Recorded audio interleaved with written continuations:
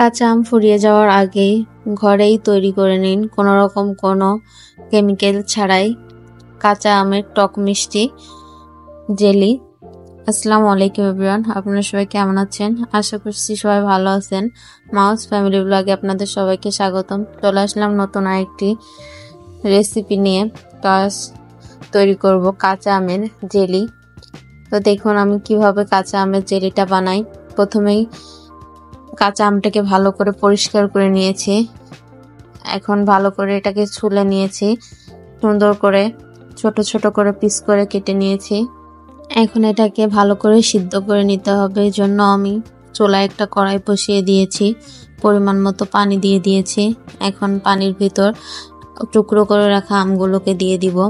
পরিমাণ মতো সামান্য একটু লবণ দিব, খুবই সামান্য, যেহেতু জেলি তৈরি করার সময় আমরা লবণ দিব না, এটুকুই শেষ।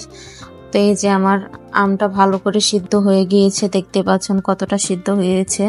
এর বেশি আর সিদ্ধ করার কোনো প্রয়োজন নাই। এখন আমটা সিদ্ধ হয়ে গিয়েছে, আমি পানি থেকে ঝরিয়ে নিয়ে ভালো করে স্ট্রেনারে ছেঁকে নিয়েছি, যাতে এর ভিতর কোনো দানা বা কোনো কিছু না থাকে।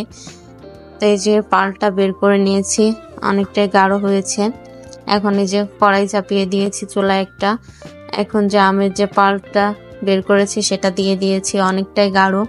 তো এই যে আমের যে পানিটা বেঁচে ছিল সিদ্ধ করার পর, সেখান থেকে আমি 2 চামচের মতো পানি দিয়ে দিলাম। এখন এটাকে জাল করতে ভালো হবে, যেহেতু এর ভিতর আরো কিছু দেওয়া হবে, চিনি দেওয়া হবে, আর পানিটা না দিলে পোড়া লেগে যাবে। এই যে আমি পরিমাণ মতো এখন চিনি দিয়ে দিচ্ছি, আপনারা আপনাদের স্বাদ মতো দিবেন। যদি একটু টক বেশি চান তাহলে চিনিটা একটু কম দিবেন, তো অবশ্যই এটা আপনাদের উপর নির্ভর করবে। চিনিটা দিয়ে ভালো করে আমি নাড়িয়ে দিচ্ছি, যাতে কোনোভাবেই পোড়া না লাগে। যেহেতু গাঢ় একটা ব্যাটার, সেহেতু পোড়া লাগতেই পারে, এই জন্য অনবরত নাড়তে থাকতে হবে, খুব ভালো করে নাড়তে থাকতে হবে। এই যে এখন অনেকটাই পানিটা শুকিয়ে এসেছে, গাঢ় হয়ে এসেছে। এ পর্যায়ে আমি সামান্য একটু গ্রিন ফুড কালার দিয়ে দিচ্ছি। এটা অপশনাল, আপনারা চাইলে দিতেও পারেন, নাও দিতে পারেন। যেহেতু কাঁচা আমের জেলি বানাচ্ছি সেহেতু একটু গ্রিন ফুড কালার দিয়ে দিলাম। দেখার সৌন্দর্য, আপনারা চাইলে নাও দিতে পারেন, এটা অপশনাল। তো যে এখন শেষ পর্যায়ে চলে এসেছে, এখনো ভালো করে আবারও নাড়িয়ে দিচ্ছি, আর আপনাদেরকে দেখাচ্ছিলাম যে কতটা পারফেক্ট হয়েছে।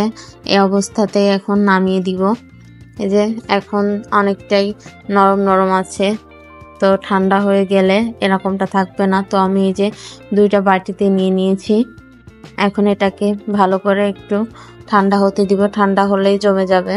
এই যে অনেকক্ষণ, প্রায় ঘন্টা খানিকের মতো রেখে দিয়েছিলাম। এখন অনেকটা হয়ে গিয়েছে, দেখতে পাচ্ছেন, হাত ডুবালেও কিছু হচ্ছে না। তো আমি আপনাদের বোঝার সুবিধার্থে উপর করেও দেখাচ্ছি, তো কিছু হবে না। যেহেতু আমি 2টা আমের জেলি করেছি, অনেকটাই কম হয়েছে এজন্য। তো আপনারা বেশি করে রেখে দিতে পারেন। এভাবে বানিয়ে নর্মাল ফ্রিজে একটানা 3-4 মাসের মতো রাখতে পারবেন, কোনো কিছু হবে না। আর সকালের নাস্তায় আপনারা চাইলে এই জেলিটা দিয়ে রুটি, বা এই জেলিটা এমনিতেও খাওয়া যাবে, বাচ্চাদের তো খুবই পছন্দ। তো এই জেলিটা আপনার বাসায় অবশ্যই একবার বানিয়ে দেখবেন কাঁচা আম ফুরিয়ে যাওয়ার আগে। তো আজকের ভিডিওটি এই পর্যন্ত। কেমন লাগলো অবশ্যই কমেন্ট করে জানাবেন। ভালো লাগলে অবশ্যই লাইক, কমেন্ট, শেয়ার আর সাবস্ক্রাইব করবেন। দেখা হচ্ছে নেক্সট কোনো অন্য ভিডিওতে। ততক্ষণে সবাই ভালো থাকবেন, সুস্থ থাকবেন। আল্লাহ হাফেজ।